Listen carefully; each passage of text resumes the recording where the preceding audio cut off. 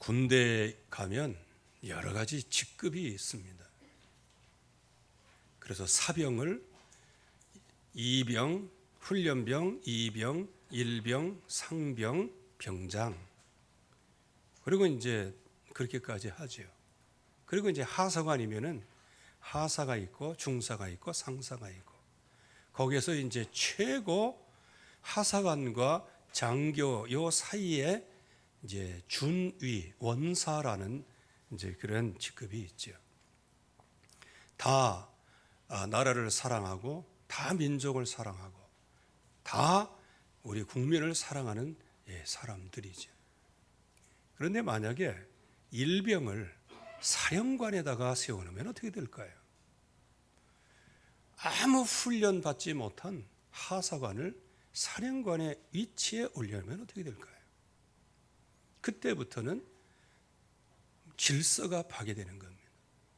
군대를 모르는 사람이 군인권위회를 하면 어떻게 될까요? 군의 질서가 파괴되는 겁니다. 그래서 군인은 군인의 직급을 따라 움직이게 돼 있어요. 특별히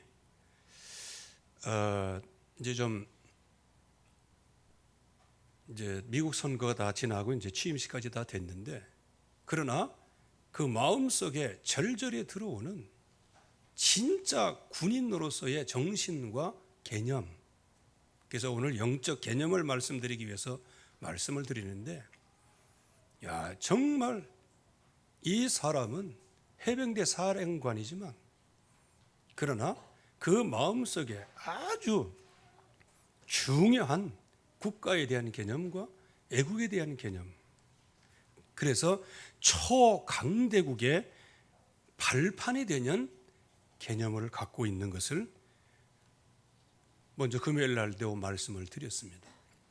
오늘 다시 한번 소개하고자 합니다. 취임식 이전에 그들이 얘기하는 반란군들이 많이 일어나서 의회를 장악하고 막 그랬죠. 그러다 보니까 대통령 취임하는 게 상당히 어려워졌던 것 같습니다. 그래서 주방위군, 주말 군대죠. 주방위군을 다 소집해가지고 지키게 했는데 이게 당나라 군대 같은 거예요. 누가 볼 때? 하원 의장이 볼 때.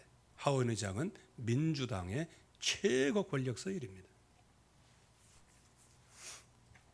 그래서 해병대 사령관에게 편지를 보냅니다. 어떤 편지를 보내느냐? 내용을 소개해 드리겠습니다. 극단적인 트럼프 지지자들과 우스꽝스러운 퀴아는 음모론자들이 워싱턴 DC에 모이려고 합니다. 그래서 전투 준비가 된 지원군이 필요하다. 반란을 진압하고 바이든 대통령이 백악관 집무실에 무사히 입성하는 것이 장군의 애국적 의무다. 주방위군, 주말 전투원들은 미친 트럼프주의자들의 군대를 격퇴할 준비가 되어 있지 않다. 이거 좀 하원 의장의 얘기입니다. 대통령 얘기가 아니에요. 그러나 전투에 강한 해병대는 폭도들을 더 잘 물리칠 수 있다. 당신이 세계에서 가장 잘 훈련된 병력이 있고 미국은 그들을 필요로 하며 당신은 의회의 요구에 응답해야 한다. 이제 여기에 해병대 사령관이 답글을 보냅니다. 의장님, 내게 애국심에 대한 설교를 하지 마시오. 나는 40년간 이 나라를 위해 헌신해 왔습니다. 나는 조국을 위해 피를 흘려 왔습니다. 이기적인 선출직 공무원인 당신은 조국을 위해 무엇을 했습니까? 나는 대통령에게만 응답하고 나는 여전히 도널드 J. 트럼프가 대통령이고 최고 사령관인 것으로 알고 있습니다. 당신이 헌법을 해석할 일이 아닙니다. 나는 헌법에 써 있는 대로 그것을 지킵니다. 당신이 우리가 트럼프 대통령의 지지자들과 싸우는 것을 돕기를 원하신다면 당신이 트럼프 대통령에게 전화해서 그렇게 말하라고 하시면 됩니다. 대통령께서 지시하시면 그렇게 하겠습니다. 그렇지 않으면 나는 당신의 갈라진 표독스러운 입에서 나오는 말을 정말 조심하셨으면 합니다. 그것은 반역이나 마찬가지이기 때문입니다. 지금 이런 정도의 군인 개념이 좀 있어야 되잖아요. 군인의 최고 통수권자는 대통령이죠. 그런데 일개 하원 의장 따위가 어떻게 나한테 명령을 내리냐 그 말이에요. 벌써 명령을 내리는 자체도 그건 반역이다, 국가에 대한. 또 그 명령을 따른다, 나 자신도 국가에 대한 반역이다. 그렇게 얘기하는 것이죠. 그래서 지금 이런 미국 해병대 사령관에 대한 얘기가 다른 사람에게는 어떻게 회자되는지는 모르겠어요. 저 마음속에는 이게 이런 군인들이 이 나라에 있어야 되는데, 도리어 이런 군인들에게는 수갑을 채워서 교도소 보내고 장군의 정복을 그대로 입고 일부러 입혔어요. 그렇게 해서 수갑을 차고 어디에 들어가요? 영창에 집어넣는 거예요. 그리고 지금은 무고한 것으로 지금 법에서 판정이 나왔죠. 그런데 그 사람에게 또 정복을 입혀서 수갑 채우고 온갖 모욕을 다하니까 군인으로서 명예를 지키기 위한 극단적인 선택까지 하게 되어지죠. 우리나라에는 진짜 이런 군인다운 군인이 있어야 되는데 지금 국가를 위해서 여러분들에게 얘기한 건 아니고요. 하나님 나라의 사령관이 저와 여러분들입니다. 그게 파수꾼이라는 거예요. 그러면 저와 여러분들은 누구의 말을 들어야 되겠습니까? 우리의 총사령관인 우리 주 예수 그리스도. 그래서 우리는 그리스도의 좋은 군사로 이렇게 말씀하시죠. 하나님의 백성의 영적인 개념은 적어도 이 미국 해병대 사령관의 국가에 대한 개념, 그리고 자기의 지도자에 대한 개념을 더 풍성히, 더 응답으로 누려야 될 것입니다. 특별히 에스겔서 33장 7절에서 9절 말씀에는 내가 너를 파수꾼으로 불렀다. 그래서 여기 파수꾼은 경계하며 지키는 일을 전문으로 하는 사람이에요. 그리고 이 파수꾼은 어떤 일에 한눈을 팔지 않고 성실하게 하는 사람을 비유로 파수꾼이라 그렇게 얘기해요. 그래서 가정을 잘 지키는 사람은 당신은 진짜 가정의 파수꾼이다. 그리고 법 집행을 잘하는 사람은 진짜 당신은 판사의 파수꾼이다. 그리고 진짜 범죄자를 잘 골라내서 거기에 대한 상하는 대가를 치르게 하는 것이 뭐라고 얘기해요? 당신은 검사의 파수꾼입니다.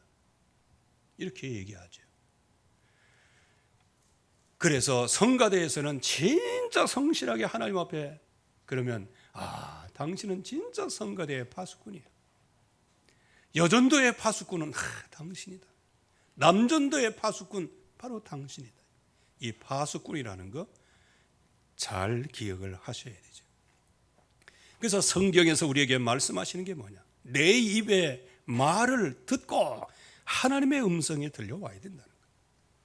그 하나님의 음성이 들려오면 나를 대신하여 말하라고 말씀하세요. 대언이지요. 그리고 이 파수꾼은 그들에게 뭐하라? 경고하라. 왜? 법을 떠나니까. 경기하는 사람이 법대로 하지 않으니까 자꾸 경고를 주는 거예요. 그 경고를 주다가 경고를 안 받으면 그건 나중에 퇴장되죠. 그런데 파수꾼도 이제 심판 비슷한 이런 경고하는 사람이지만은 어떤 경기를 할 때 한쪽에 치우쳐 가지고 그쪽에서는 경고장이 나올 때는 경고 안 하고 이쪽에서는 조금만 잘못해도 경고장을 팍팍 내놓고 그러면 누가 이기겠어요? 세상에 이렇게 치우친 파수꾼도 많이 있다는 겁니다. 그러나 저와 여러분들은 오직 하나님의 입에서 나오는 말을 듣고 하나님을 대신해서 그들에게 경고하는데 그들이 악한 길에서 떠나 생명을 구원하도록 하라. 이게 바로 파수꾼의 비밀입니다. 그래서 이 영적인 파수꾼은 아까도 말씀드린 것처럼 뭔가의 개념이 있어야 돼요. 군사에 대한 개념이 있는 것처럼 파수꾼에 대한 개념이 있어야 되는 거예요. 그 개념이 뭐다? 그걸 갖다가 영적인 개념이라는 거예요. 여러분들 가정에서 개념 없이 살아보세요. 사회 속에서 개념 없이 살아보세요. 이 결국에 가서는 엄밀하게 보면은 그저 그냥 동물 수준으로 살아가는 거예요. 왜? 먹는 거 많이 먹으면 배부르고 그냥 쉬면 편안한 것이고 아무 생각 없이 살아가게 되는 거예요. 그래서 하나님 앞에서 저와 여러분들이 꼭 응답으로 받아야 될 부분이 뭐냐? 보호자의 비밀을 먼저 누려야 된다는 거예요. 이게 동물하고 인간하고의 차이예요. 또 이 세상의 어떤 것보다 만물의 영장으로 일컫는 하나님의 백성들이 이 응답 때문에 우리가 복을 받게 되는 겁니다. 보호자의 비밀의 5가지를 꼭 마음속에 둬야 할 겁니다. 그 중에 제일 첫 번째 뭐냐? 창세기 1장 1절. 태초에 하나님이 천지를 창조하시니라. 이거 놓치면요 우리 인생 전부 다 헛겁니다. 이거 놓치면요 십자가와 부활 아무것도 아니에요. 이거 놓치면요 즉 천지를 창조하신 하나님, 그 창조주 하나님을 놓치면 모든 게 다 꽝이야, 꽝. 우리 믿는 것도 다 헛된 거예요. 왜? 그 창조주 하나님이 불멸의 말씀, 불멸의 원칙, 불변의 기준으로 우리에게 말씀하셨기 때문에 창조주 하나님의 그 형상대로 하나님이 우리를 지으신 거예요. 그러면 우리는 어디에서부터 왔냐? 하나님께로부터 왔어요. 그런데 우리가 하나님을 모른다? 그러면 우리의 인생 자체를 모르는 거죠. 그래서 그 하나님께서 어떤 복을 주셔요? 일단은 하나님의 형상대로 그 모습대로 그 판박이로 하나님이 우리를 만드신 거예요. 그래서 그 증거로 생육하고 번성하고 땅을 다스리고 정복하는 축복을 주신 것이죠. 이 어마어마한 축복을 주셨어요. 적어도 하나님 떠나기 전까지는 이 축복이 그대로 우리에게 성취되는 것, 또 그대로 나 자신이 영원한 응답을 받는 것으로. 그런데 여기에는 한 가지 기준이 있어요. 그 기준이 뭐냐? 선악을 알게 하는 나무의 열매는 먹지 마라. 그거를 먹는 날에는 정령 죽으리라. 즉 모든 언약이 파괴된다는 거예요. 그러면 이 언약을 파괴시키는 유일한 존재가 있어요. 그게 사탄의 세력이죠. 그 사탄의 세력이 아주 간교한 뱀을 이용해서 결국은 아담과 하와를 넘어뜨리게 됩니다. 어느 정도로 넘어뜨려요?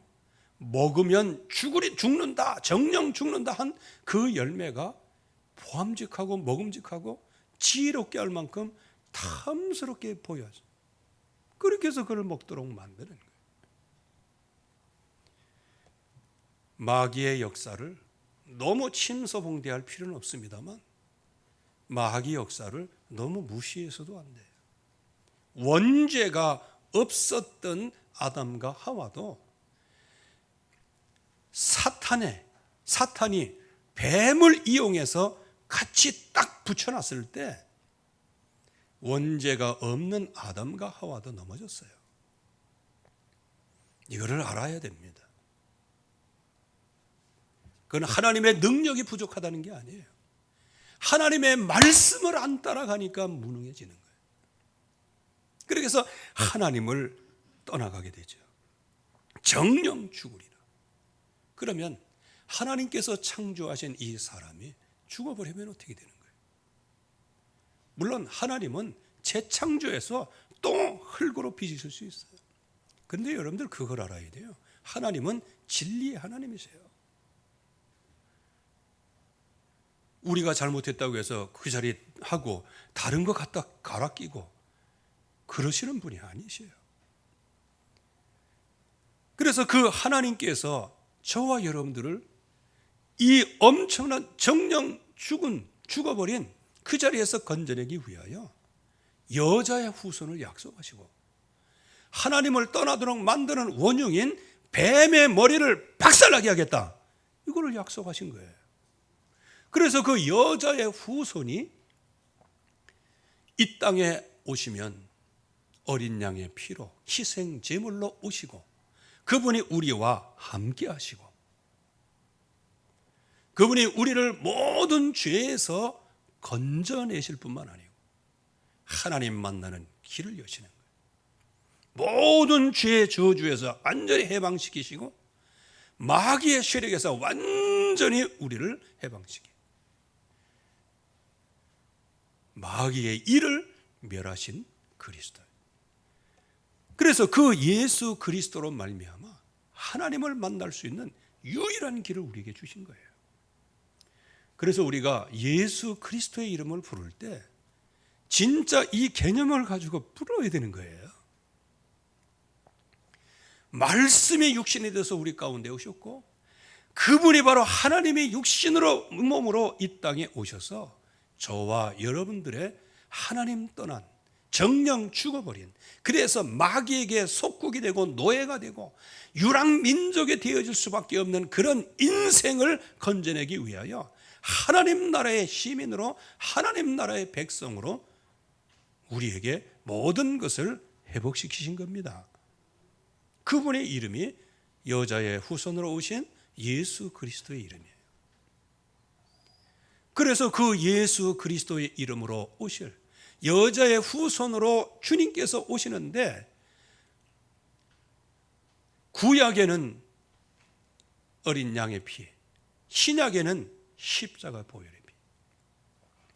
그래서 그 예수님께서 이 땅에 오실 것을 미리 예표하시며 아담과 하와에게 가죽옷을 지어 입히시는 거예요. 이게 가죽옷은 패션으로 지으신 게 아니에요. 지금 수치감이 있죠. 벗었으니까 두려웠어요. 너무 부끄러웠어요. 수치감. 너무 두려웠어요. 하나님 만나는 게. 하나님 만나는 게 두려우니까 인간관계는 어떻게 돼요? 저 여자, 저 남자 이게 서로 싸우게 된 거예요. 영원히. 이게 싸웠어요. 그렇게 해서 나중에 후손까지 결국에 가서는 이 범죄 가운데 들어가게 되는데 여기에서 여자의 후손이 이 땅에 오셔서 우리에게 가죽옷을 지어 입히신다.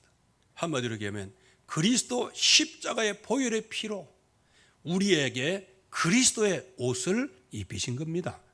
그 그리스도의 옷을 입히시고 우리를 대신해서 또 부활의 첫 열매로 주님께서 부활하심으로 우리가 한 번 죽는 이 육신은 흙으로 돌아가지만, 그러나 하나님께서 영원한 하나님 나라에 맞는 그런 육신으로 우리를 만드셔서 새롭게 부활하게 하셔서 영원히 주님을 찬양하도록 그렇게 만드신 겁니다.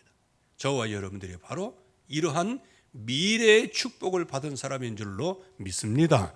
그래서 이 보호자의 비밀이 나의 뭘로? 개념 속에 들어와야 되는데 거의 대부분 개념이 안 서요.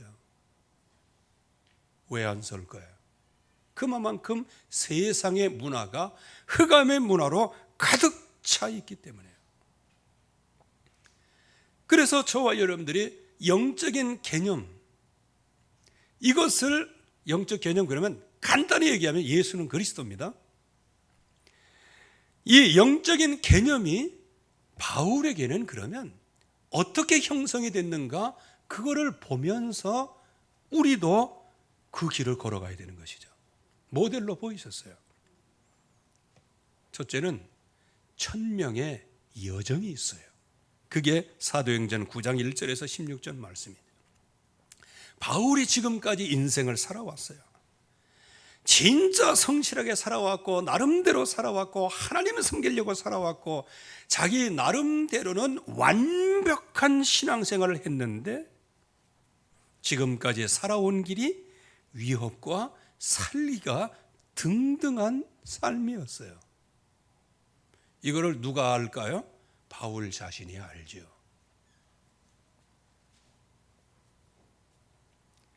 그때 사울아 사울아 네가 어찌 나를 박해하느냐. 한마디로 얘기하면 사도 바울이 주님을 만나기 전까지의 인생 여정은 예수 그리스도를 박해하는 거예요. 하나님을 섬긴다고 하면서 하나님을 박해하는 자리에 서 있었던 거예요.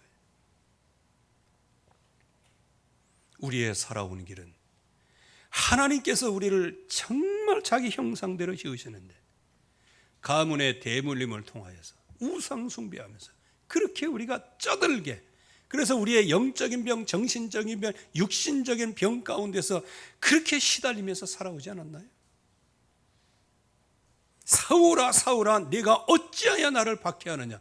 지금까지의 사울의 인생은, 살아온 인생은 주님을 박해하는 인생이었어요. 주님을 부인하고 불신앙하는 인생이었어요. 그래서 지금까지 그 살아온 길, 그러면 현재의 길은 뭐냐? 내가 박해하는 예수다. 사울이 질문을 했죠. 주여 니시오니 나는 네가 박해하는 예수다. 현재 뭐하고 있다? 여전히 예수 그리스도를 박해하고 있다. 그러면서 이제 하나님께서 현재의 길을 이제 턴을 해주셔요. 내가 행할 길을 내게 이를 자가 있느니라. 현재의 일은 뭐냐? 터닝 포인트. 지금까지 살아온 여정이 있을 거예요. 그러나 하나님은 더 큰 미래를 예비해 놓고 계세요. 오늘 현재가 뭐냐? 터닝 포인트입니다. 여러분들이 오늘 최고 믿음의 날 되기를 주의 이름으로 축원합니다. 이제 앞으로 현재의 길에서 앞으로 살아갈 길을 이제 깨닫게 되어지죠. 1000명으로 받게 되어집니다. 그게 사도행전 9장 15절에서 16절 말씀이에요. 이방인과 임금들과 이스라엘 자손들에게 내 이름을 증거하기 위한 나의 택한 그릇이다. 이게 바로 앞으로 살아갈 사울의 길이었어요.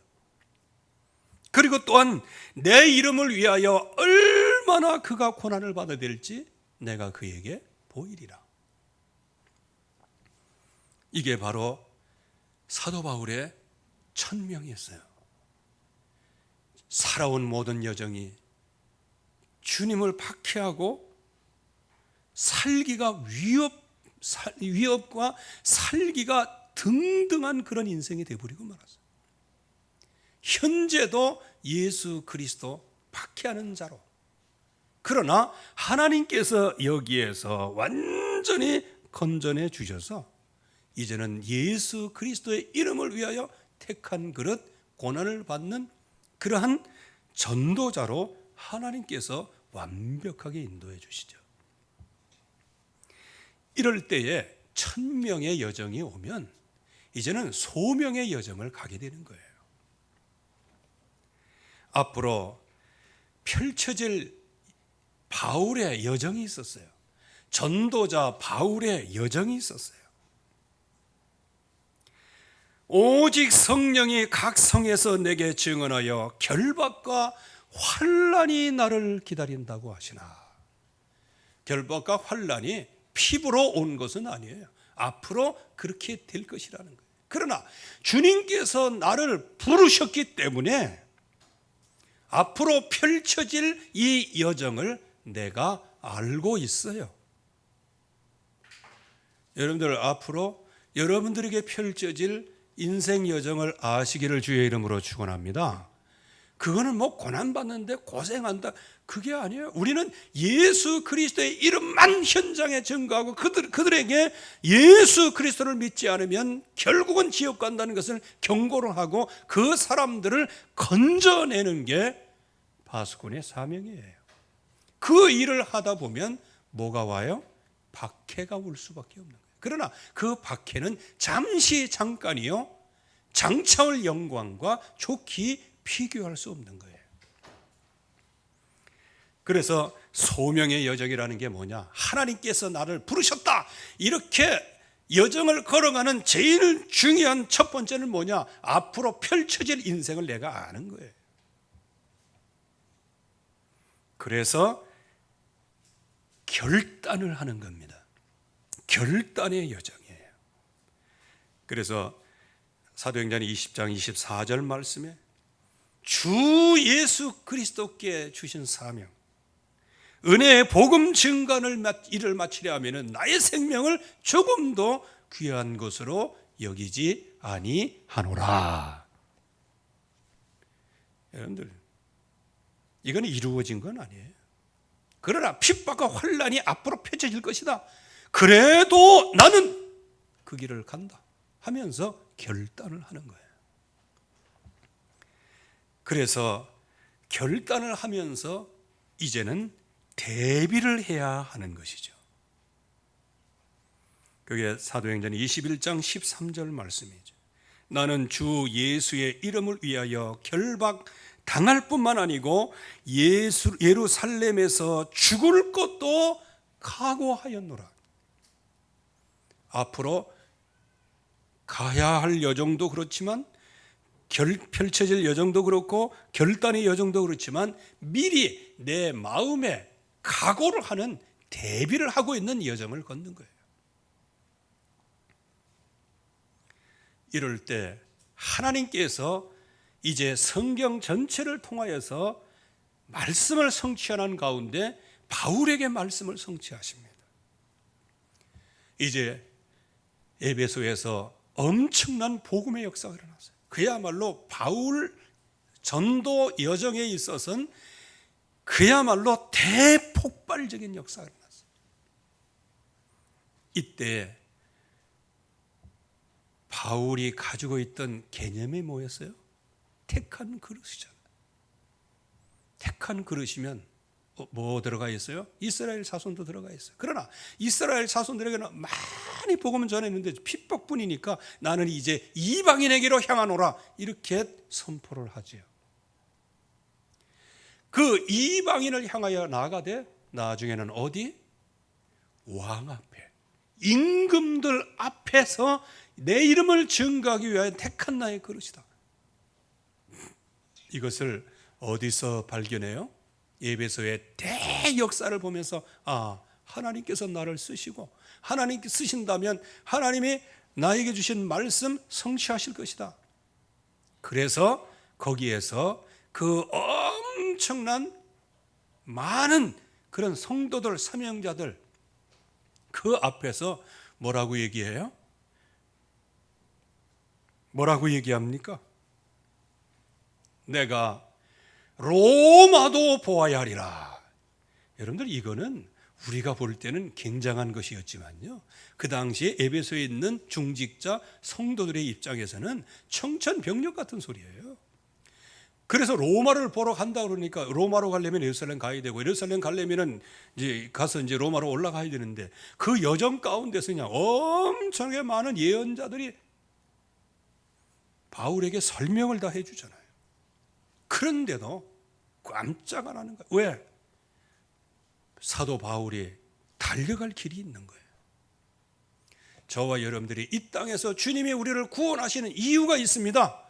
오직 예수 그리스도의 이름을 위하여 이 땅에서 승리하는 축복을 누리라는 겁니다. 그 축복을 누리는 것이 모든 거예요. 그래서 바울이 어려울 때 로마에서도 증거해야 하리라, 가이사 앞에 서야 하리라. 그렇게 해서 이 약속의 말씀은 그대로 다 성취가 됐어요. 이게 바로 사도 바울의 영적인 개념이에요. 천명, 소명, 사명이 머릿속에, 생각 속에, 뇌 속에 쫙 자리 잡혀 있는 거예요.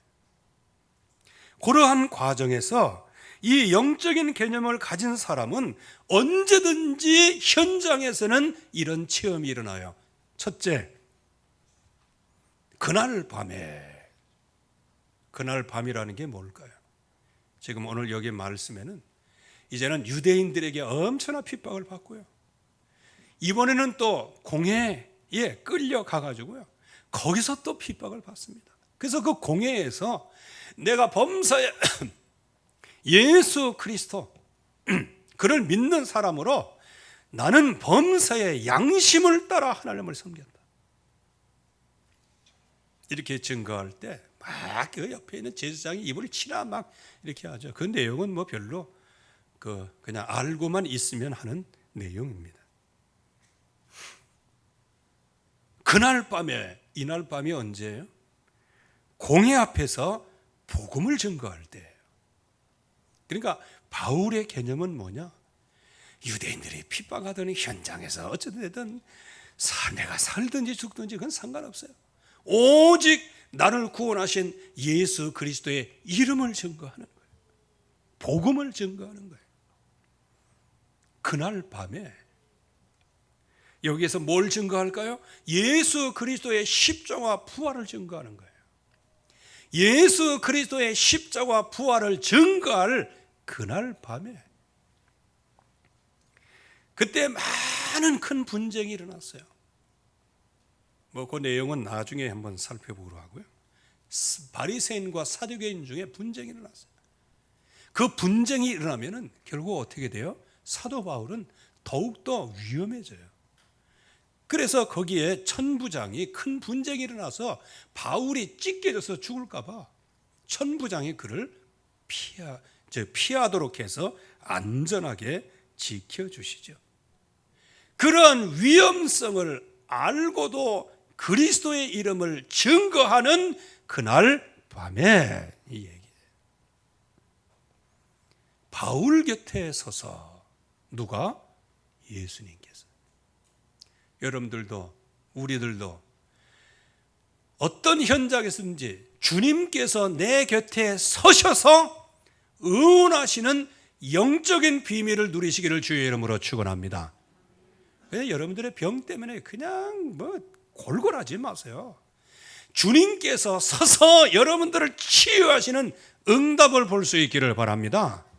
그게 내 개인의 개인주의, 내 개인적인 육신, 내 성공, 이거 따라가서 그렇지, 진짜 예수 그리스도의 이름, 십자가 부활, 그러면서 어떤 위험 가운데서도요, 위태한 일 가운데서도 정말로 이 복음의 개념을 갖고 있으면 그날 밤에 하나님께서 바울 곁에 서서, 주께서 바울 곁에 서서, 이거면 끝나는 거예요.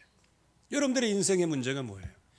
주께서 여러분들을 곁에 서셔서, 그러면 끝나는 거예요.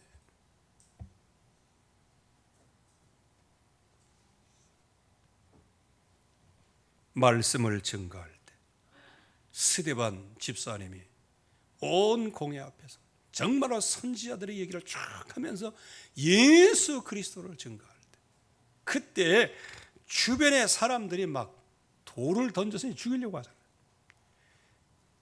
그때까지만 해도 괜찮았어요.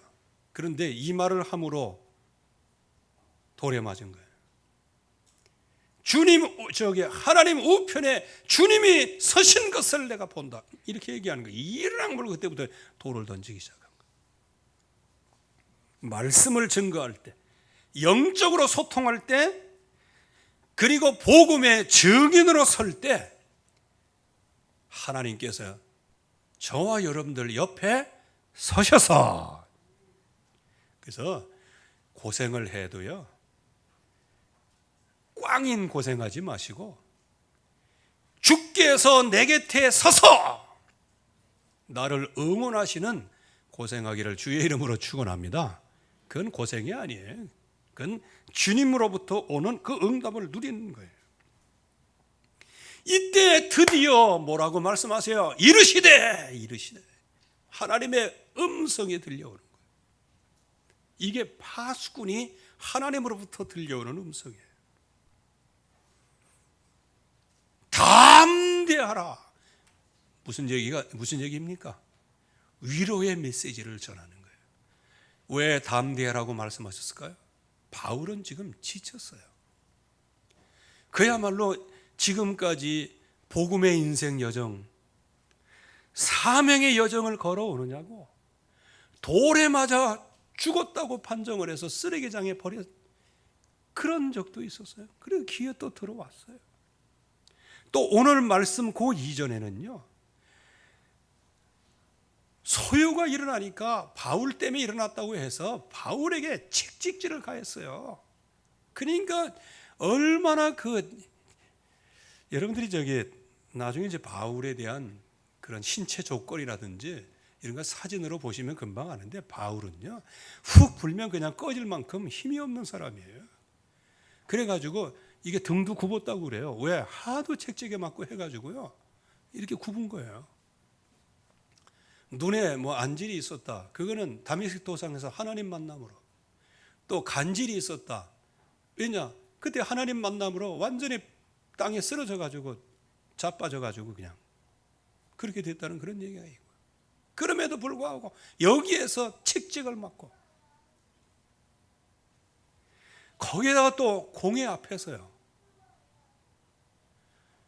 양심껏 내가 살아왔다 하나님 앞에서. 그러니까 그 입을 치라고 옆에 있는 사람에 의해 치잖아요. 여러분들, 바울이 가말리엘 문의 최고의 엘리트예요. 그런데 감히 제사장이 그런다고 해서 옆에 있는 그 몸종들이 바울의 입을 치고 여러분들이 이거는요 육신적인 고난보다 정신적인 고난이 더 큰 거예요. 그때 그냥 폭발을 하잖아요. 감히 네가 율법의 자리에 앉아 있으면서 율법을 어기면서 나에게 이렇게 치라고 얘기했냐. 그랬더니 대제사장이라고 하니까 내가 몰랐다 하면서 하나님의 말씀에, 하나님의 세운 그 시스템은 존경하라고 그렇게 하면서, 그러나 여기에서 자기 자신을 또 얘기하는 거예요. 담대하라. 여러분들이 어려움 당할 때 이 음성이 들려오기를 바랍니다. 담대하라. 예루살렘에서 나의 일을 증언한 것 같이. 여러분들, 예루살렘에서 복음 증거하는데 무슨 일이 생겼어요? 한마디로 얘기하면 그냥 죽을 고생을 했어요. 여기서 증언한 것 같이 로마에서도 증언해야 해요. 그 말은 뭐예요? 로마 가면 지금보다 더 큰 어려움이 있다는 거예요. 그럼에도 불구하고 로마에서도 증언해야 하리라. 바울은 여기에서 큰 감동과 감사가 넘쳤지요. 저와 여러분들이 진짜 보좌의 비밀로 바울이 가졌던 그런 영적인 개념을 마음속에 응답을 누리고 있으면 현장에서 이런 체험이 있게 돼요. 그날 밤에 주께서 바울께 되셔서 이르시되 담대하라. 로마에서도 증거해야 하리라. 하나님의 음성이 들려오면 그걸로 끝인 거예요. 여러분들에게 이런 음성이 들리기를 주의 이름으로 축원합니다. 그래서 우리는 하나님과 통하는 길이 있어요. 영적인 개념의 가장 중요한 것, 하나님 만나는 길, 모든 죄 저주에서 해방받는 길, 마귀에게서 완전히 승리하는 길, 예수는 그리스도. 그리고 요한복음 14장 14절 말씀에 우리는 중요한 안테나를 세워야 돼요. 그 안테나가 바로 예수 그리스도의 이름이에요. 내 이름으로 무엇이든지 구하면 내가 시행하리라. 이것처럼 중요한 안테나가 어디 있어요? 이게 우리의 마음속에, 생각 속에 가지고 있어야 할 개념이에요. 나의 영적인 개념을 가지고 있어야 됩니다. 금년에 우리에게 세 가지 개념을 주셨어요. 첫째, 우리는 영적인 파수꾼이다. 그래서 영적인 파수꾼은 영적인 개념이 있어야 한다는 것을 말씀을 드렸고요. 이제는 영적인 의사요, 삼중직의 대사로 하나님이 저와 여러분들을 부르셨어요. 그런데 흑암 권세는 저와 여러분들을 계속 코너로 몰아넣어가지고 네 가진 게 뭐 그렇게 얘기하는 거예요. 네 가진 게 아니에요. 저와 여러분들의 신분은 영원 불변합니다. 그래서 흑암 권세에 속지 말아야 되는 거예요. 여러분들이 하나님과의 영적 통신, 유일한 길은 예수 그리스도의 이름입니다.